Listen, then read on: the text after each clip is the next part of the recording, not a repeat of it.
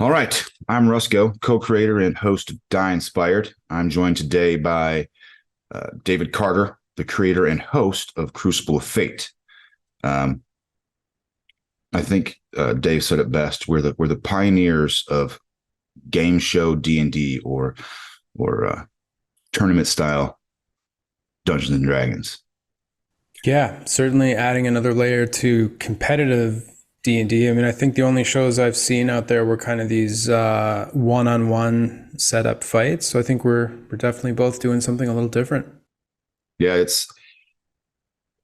it's funny how similar our shows are, but yet they're wildly different. Yes, there's the competitive nature, competing for a prize, but all of the spirit of role playing games is still included in our games. Yeah, yeah. I think both shows have a good way of mixing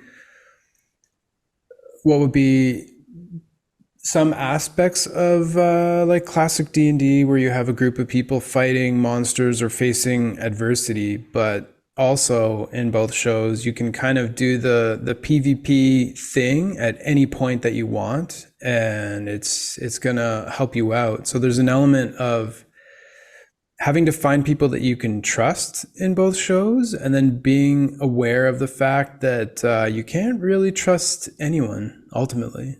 Or everyone. You definitely can't trust everyone. You never know where that knife in the back is coming from. Yeah, yeah, definitely. I mean, I think that's why, at least in Crucible, there's some rules in place where if you kill another player, it won't necessarily push the game forward, and it actually increases the chances that you're going to be the one to die, like at the hands of the monster or Mm-hmm. in the escape room. So it isn't always the best choice to kill another player. Plus, they might have some abilities that would be useful for you too, right? Yeah. Yeah. I don't remember which episode that was where that actually happened, where somebody thought they were going to put someone down in the beginning to kind of ensure they're moving on, but that didn't stop the things that needed to take place to meet the criteria of moving on. So he just kind of jammed himself up. Yeah, yeah, exactly. Yeah. And I mean, I've watched a bunch of episodes now of Die Inspired. I mean, I'm trying to catch up and watch all of it, but it's funny to see the look on people's faces when someone does something that's self-serving and might go against not necessarily the group, but certainly the wishes of other individuals, and you can just see that shock on their face when they realize, oh wait a sec, this isn't normal D&D here where we're all always trying to work together. You can just see the wheels turning as they try to reestablish their game plan on the spot. Yeah, it's a unique thing to be in a game. Like everybody that's played in your game and almost everybody that's played in my game has at some point sat at other tables and played typical your standard D&D game with your buddy running the monsters as the DM, and you just sit around and have laughs and chips. This is a Yeah. little different. So how did you take me through the process of you had this idea in your head to build this competitive game? How did it go from an idea that was keeping you up at night to you sitting in the coolest gaming cave I think I've ever seen? Oh man, so I'll try and give you the short version here. I've been wanting to do something on YouTube that's D&D related for quite a while now, but as you can imagine, I'm sure, trying to find something unique where you're just not another campaign that's trying to follow in the footsteps of Critical Role or Dimension 20 or any of the more established successful games. You're just fighting a next to impossible battle to make yourself known, especially, well, in comparison with all the other competition. So for me, it was trying to think like, what can I bring to the table that's new? And at the time, my wife was pregnant. We had both sold our houses. We were waiting for our new house to be built. So we had a lot of time just while staying with her parents and just taking care of the baby once it arrived. And that gave me a lot of free time. And we were watching Squid Game at that time. And we both watched every episode, and I just thought that this was such a neat premise, kind of following in the footsteps of Survivor and Hunger Games and things like that, where you have a bunch of people that aren't necessarily allies that are in these situations together that are hopeless, and you know that any number of people could die. And I just thought that that was such a fun and different environment or like framework for a show. And immediately I thought, how can I bring this to D&D? And then it was just kind of thinking of scenarios. Well, how would this work in the 5e rule set, and how many players would work, and what level do they have to be, and just starting to go through all of the stuff that DMs think about to make interesting encounters. And, that's one thing about Crucible of Fate, that when I found it and started watching, I'm like, this is a really clever spin, because it's not, while it kind of has that arena style feel, it's not strictly arena style. Everybody in an arena trying to kill each other. You actually created a situation where there's role playing, there's things to overcome, there's challenges, there's puzzles, there's an overarching story. Like while it has that arena style game, it is far from just gladiatorial combat with fantasy role playing characters. Yeah, I think it was important to have some arena stuff in it, like with Split the Party. But you're right. The first two games, Hunter and Hunted and Escape the Room, in each episode, I wanted to make sure that it wasn't straight PvP. Now, the situations can be pretty impossible, although some groups have managed to be victorious even at level 3, which is pretty shocking. But yeah, I'm trying to put people in these situations where at level 3, they're fighting really high CR monsters. I think the lowest CR I had was 2 CR6s, and that was a bit of a learning thing early on. After that, it's like a CR13, and then I just kept ratcheting it up. So the majority of the monsters are like CR16 to CR20.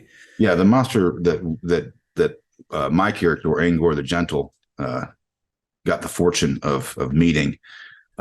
Afterwards, I went and looked it up, and I was like, this was just brutal. Oh, it's nasty. It's probably the nastiest one that I've had out there. I mean, between that and an adult red dragon, Cybriex is. Yeah. What was the biggest pitfall that you found? I know at Inspired there was several, but what was the biggest pitfall or obstacle that you had to overcome or to work around with Crucible of Fate? To be honest with you, self-doubt. Imposter syndrome. I mean, yeah, I've heard several people, including Matt Mercer, talk about imposter syndrome, and just, I think every performer, I'm not trying to call myself a performer here, but in a way, we are putting on a show. So we are performers, even if we're amateur at it. Mm-hmm. You're putting a performance out there for people to judge. And of course you want them to like it and you want the show to be successful. But in the first season or your first attempt at doing something like this, as I'm sure you can relate to, I mean, you're not going to be comfortable. You don't have any experience behind you, and you want it to flow well, and you want people to have a good time and be entertained. So there's a bit of pressure there. And so with pressure, there's going to be some self-doubt. Mm-hmm. So I think just trying to find ways to be more resilient. And like for me, I've been running and working out constantly since I started this stuff, just for like stress release, and also just to build a routine of like doing something that's difficult, so that while I'm doing this, you're in that same headspace. have you caught yourself looking at any of the comments, especially the negative ones, and going, man, that's just mean? I've had a couple comments on my red mohawk that, wow, that's just, man, that's just mean. Just on your hair? Yeah, there's been a couple comments on my hair. Something about like I'll fight any one of those monsters as long as I don't end up in that guy's barber chair or something along those lines. Okay. Everybody's a critic, I guess. Yeah. So I know that that day is coming, but so far, most of the comments have been fairly supportive. I think the weirdest one I got was someone saying like, and this was during the whole WotC debacle. Yeah, with the open gaming license. So the fact that we're advertising ourselves as D&D games, someone was like, "Oh, well, I can't possibly support a D&D show in this time period." And it's like, well, guy, like I don't work for Wizards of the Coast for one thing. I'm just a dude in my basement trying to entertain people, and be an example for my son to face his fear. Like I'm not thinking about it as support for Wizards, but yeah, I'm not getting the t-shirt, man. I'm not throwing money at it. I'm not donating to the cause. I'm just, yeah, like they do not know that I exist. So yeah, nor will they probably ever know that Die Inspired's out there. Maybe they will. They will. All right, so I got a chance to actually play in Crucible of Fate. I play the half-orc barbarian paladin, Angor the Gentle, and I can attest to how exciting and how fun the whole experience was, from joining the Discord and kind of feeling out the people who have already played in the game and watching the previous episodes to plot and scheme my character, and just the whole experience going all the way up until the morning you go to play and record. Like I can honestly say I was as nervous hosting my first Die Inspired game with 20 people at the table as I was that Saturday morning. Like, what if I screw up and look like a fool to the whole world? But what a neat experience. So for the coming battle, I will try and take most of his attacks. I think it is, from what I've been told. I mean, I haven't been on the player's side, but a lot of people have told me that, yeah, they were quite nervous just because you as a contestant and you as a player, you're facing a lot of the same challenges that your character is, not with the, fighting monsters and stuff, but the approach of not knowing any of the contestants that you're going to be competing with and against, having to kind of use your social skills to build alliances. I know people are doing it in character, but there's still, you have to think through how you're going to approach everyone. Plus the environment itself, I wouldn't say it's fair. It's just equally unfair to everyone. That's a great way of putting it. Because there are some characters that at lower levels are a little stronger. Obviously, wizards have always been a little squishy at lower levels. Yeah. But you don't know which room you're going into. And there are situations where your squishy wizard might be the shining star because of one spell. So everybody's kind of equally doomed, which creates this unique excitement. I found that when that first game, I'm sitting there, and this is the first time I've seen the other 5 players.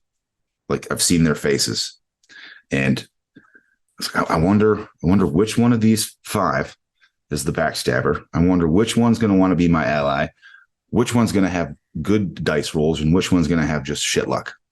And it's such a unique thing, but I think that's a kind of a testament to your game in general that leads into your Discord channel, because your Discord channel is popping all the time. I think your team is what led to such a diverse and active Discord channel. That was totally unexpected. I gave myself the moniker Killer DM because I wanted to be killing 3 PCs off every episode, which, we do. but I never thought that I would care about anyone or any of them. I just wanted to run my show, right? I knew that people's feelings might get a bit hurt and all that. But what happened after episode 2 in particular is that people wanted to talk about their experience. And so they created a Facebook group. And I mean, they invited me to be like an admin on it. And I'm like, okay, but hold on a sec here. Like, I don't want to host this on Facebook. So I started a Discord server. And it just became a way to have the rules available to everyone. And then as the episodes progressed and we had more and more people kind of coming into the family, I was like, okay, well, you might as well join the Discord because a lot of the answers to your questions are here. And then people started talking, people started running their own games. They were commiserating about what happened. And it just grew and it became this community that really for me came out of nowhere. And I found just by doing the pre-game interviews with people where I'm talking with them for 30 minutes or so just to test their cameras, make sure they're not complete lunatics, make sure they understand the rules, make sure that we're on the same page with their character and their backstory and stuff. You do get to know people, right? And some of their personality comes out, there's personal situations, their love of the game or when they started playing. And then you play a game of D&D, which is a very personal, like group activity, right? There's some emotion that goes into it. So by the end of, let's say 8 hours of playing together and that half an hour interview, you start to make friends with people. And being a killer DM at that point is not as easy because, like, well, I mean, you've seen it, right? Yeah, I don't firsthand. take any pleasure in it. But you have to. But it's necessary, or the show wouldn't be entertaining.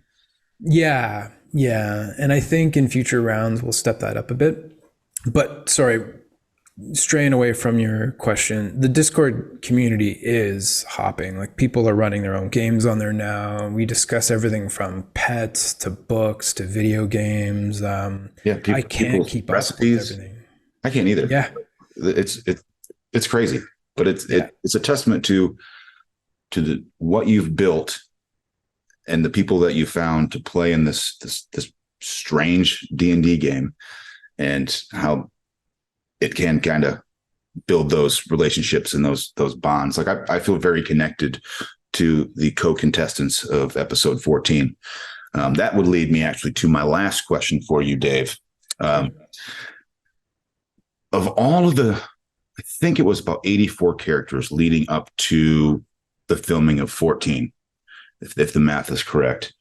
Of all of those 84 contestants, can you explain to the Die Inspired fans why Angor the Gentle is so far your favorite character? I gotcha. Yeah. Angor is definitely a very cool character and performed very well, and actually took a risk by being so upfront about his stance on whether or not he was going to like you and work with you. I mean, you went straight to the point and were like, do you adhere to I forget the exact phrasing that you used. Do you adhere to the virtues? Yeah. Do you adhere to the tenets of Paleon and the path of righteousness? Yeah. Right or wrong answer. Exactly. So I think it's good. And you're not the first to do this, but